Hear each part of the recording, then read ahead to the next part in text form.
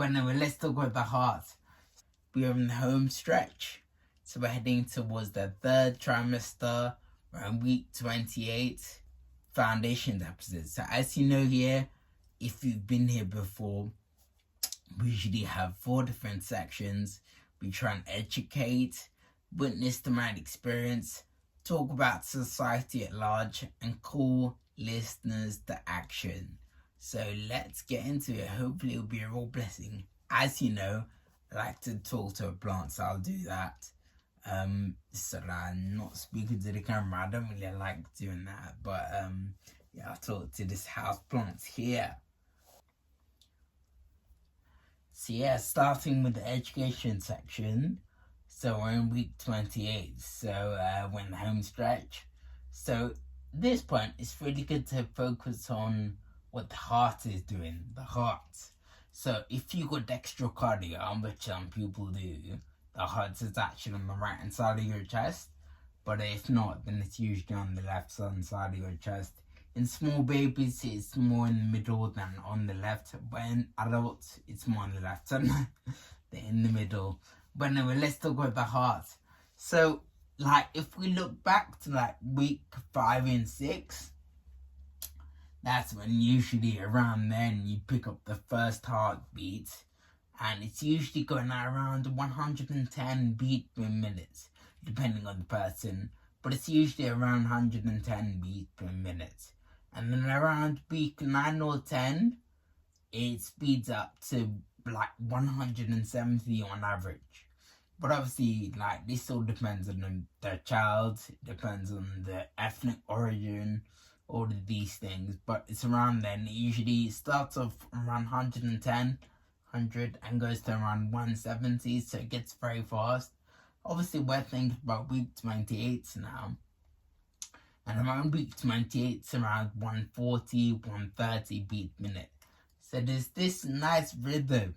It seems to be detected around week 5 or 6. And then it speeds up to like around 170, week 9 or 10. Speeds up and then it slows down to around 140, 130. And at birth, people say most of the time it's usually around 130 beats per minute. The reason I'm saying this is because there's a lovely rhythm here. The heart is detected. It speeds up and then it slows down. And then as you get older and mature, it slows down even more. And we're going to talk about that more towards the end of the episode. But it's really wonderful how we can understand the rhythm thankfully because of science and being able to detect the heartbeat of a developing child. But it's wonderful how we can do that. It's wonderful how I can think of that. So now it's time to, obviously we talked about the heart there, but now it's time to witness the my experience. I'm here in my daughter's nursery. It's the coach she sleeps in. But it's wonderful because, like, I remember when I first heard my last daughter, when I first heard her heartbeat, it was so fast. And like now, she at the time recording, so we're just the beginning of 2025. The time recording, she's around 2 years old. So the heartbeat is slowed down a lot. And I remember when she was in the room, we got this toy, and this measured the heartbeat. So I'll see if I can play it. That was my little girl's heartbeat, and now it's totally different. And you can also listen to your own heartbeat, and not you plant. For listeners, you can listen to your own heartbeat by putting your ear to your partner, or putting your ear to your partner's belly, pregnant belly. There's lots of ways to listen to heartbeat, and there's devices like a stethoscope. There's also pinards that people use sometimes. So there's also like ultrasound scan, and there's also the heartbeat monitors that they use in medical settings. So there's lots of different ways, but I think it's awesome how, like, even in my experience, we have this rhythm of like the heartbeat starting off me detected and then going fast, then going much slower, And actually, one of the major, well, what people say, one of the major reasons for it being so fast early on is because relatively the heart is quite small. So in order to make up for not being able to pump as much blood around the body, it pumps faster. So like I tested my heartbeat just today, and it was around 65, 64 beats per minute. So that's a lot slower than 130. But yeah, it's quite amazing how that change happens. Yeah.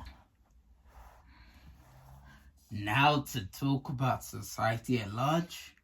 Here, the tradition is going back to the Holy Bible. So we're going to do that. I think a really good parallel verse here that I like to remind myself of is Proverbs chapter 16 verse 32. So I'll go ahead and read it from the English Standard Version here. Just find the page. Here we go. Proverbs 16 verse 32. I'll go ahead and read it from the English Standard Version. Whoever is slow to anger is better than the mighty, and he who has control over his spirit than he who takes a city. I think it's really easy to fall into the trap of comparison here, where we feel inadequate because we're comparing ourselves to other people. But it's also, comparison can be a good thing, because there was a time when your heartbeat was like really fast, like we explained here in the education section, but it slows down over time. And like, I think it's wonderful to be able to look back at how things used to be for us and realize that actually things change over time. And obviously we're in week 28, so now thinking about the heart in the developing baby, but it's wonderful how that change can be seen over time. And it's wonderful how we can see that in the scriptures, that being in control of your spirit can really make you better than a mighty person. It's really important to realize that actually self-control and getting more emotionally intelligent and more emotionally resilient as a person can help you be a better dad, help you be a better person in society, because we are talking about society at large. So yeah, I think it's also in Ephesians 6, where it talks about, we've spoken about that previously in previous episodes, but it talks about fathers not provoking your children to anger. It's this relational aspect of like how we live in our families is really important.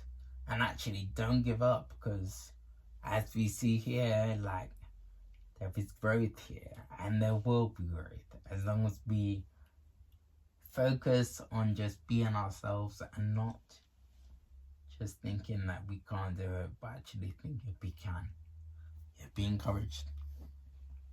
So sit down and relax. So the call to action this week is slow down. And all the business that new beginnings and new year can bring, I think it's really important for us to slow down and think about how we can be in best control of our own spirits and help our children, whether they're growing in the belly or whether they are small children, help our children better control their own emotions and learn how to do that. So that's my encouragement to listeners today. The call to action is slow down and let's think what we can do to enable the developing baby and ourselves and those that are growing to better be in control of their own spirits.